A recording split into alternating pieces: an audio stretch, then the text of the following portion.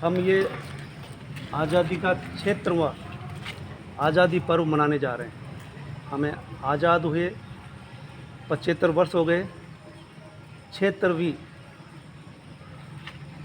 साल मनाने जा रहे हैं। हम इस आज़ादी को किस तरह से प्राप्त किए हैं, ये हमें याद रहना चाहिए। आज़ादी बड़ी कुर्बानियों के बाद मिली। हम इसे हमेशा याद रख सकें, इसलिए ये पर्व मनाया जाता है। और ये याद करने के लिए भी कि हम आज़ादी को बरकरार कैसे रख सकते हैं।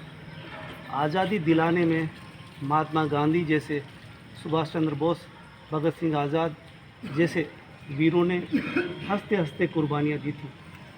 हम उन कुर्बानियों को याद कर सकें कि वे जो देश के लिए कुर्बान हो जाते हैं हंसते हंसते, आज भी वो जज्बा है या नहीं।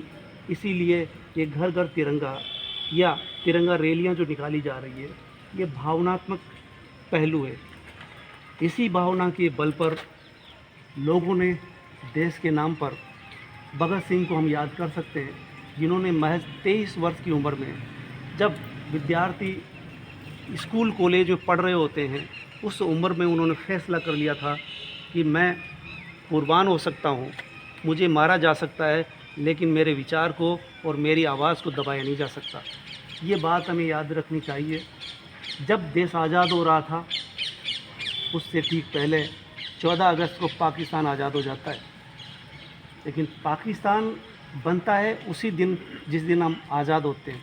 इसलिए हमारी दुखती रग है कि देश जितना बड़ा था, देश छोटा हो जाता है, उसका टुकड़ा बट कर के बगल में, जिसे छोटा भाई और बड़ा भाई कहते हैं।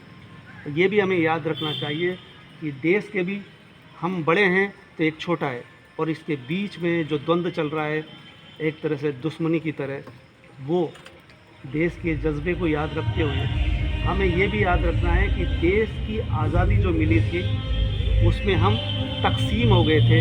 देश तकसीम हो गया था, इसका मतलब है कि देश का विभाजन भी हुआ था।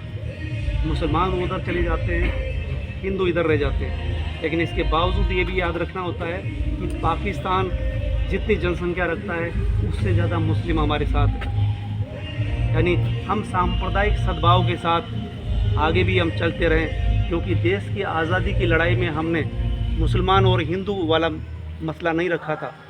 मुसलमान भी कुर्बान हुए थे, हिंदू भी कुर्बान हुए, और आज भी मुसलमान इस देश के नागरिक हैं। इसलिए ये सांप्रदायिक सद्भाव अगर हम बनाए रखते हैं, तभी हम आज़ादी को बरकरार रख सकते हैं।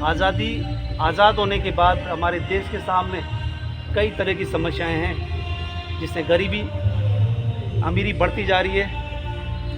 अमीर अमीर हो रहे हैं और गरीब गरीब हो रहे हैं। ये फासला भी तेज़ी से बढ़ता जा रहा है। जातिवाद, छुआछूत अभी भी बरकरार है।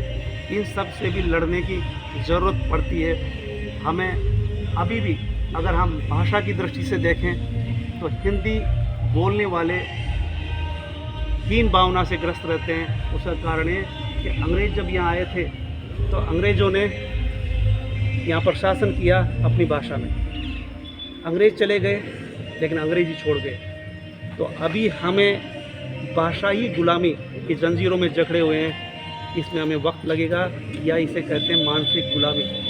कि मानसिक गुलामी से हम आज़ाद होना है। किसी भी देश की, संप्रभु राष्ट्र की राजभाषा और राष्ट्रभाषा होती है। दोनों दर्जे हमें मिल गए, लेकिन राजभाषा पर कौन बैठी हुई है? अंग्रेजी से सारा सरकारी महकमा, सारे आदेश, न्यायालय का फैसला अंग्रेजी में होता है। नहीं पता चलता उनको, जो हाड़ौती में रहते हैं, जो हिंदी में नहीं समझते, हाड़ौती समझते हैं, वो अगर अंग्रेजी में फ़ैसला सुनेगा, क्या फ़ैसला दिया गया, उसको यही पता नहीं। इसलिए ऊपर ही आवाज़ उठती है कि फ़ैसले अपनी भाषा में होने चाहिए। देश के नागरिकों को हक है कि वो जो लड़ाई लड़ रहा है, उसका जो फैसला आ रहा है, वो किसी दूसरी भाषा में कैसे आ सकता है, वो कैसे समझ सकता है, जब वो भाषा विदेशी है। तो इस तरह से देश आज़ाद हुआ। हम 76वां आज़ादी पर्व मना रहे हैं। ये आज़ादी बरकरार रह सकती है।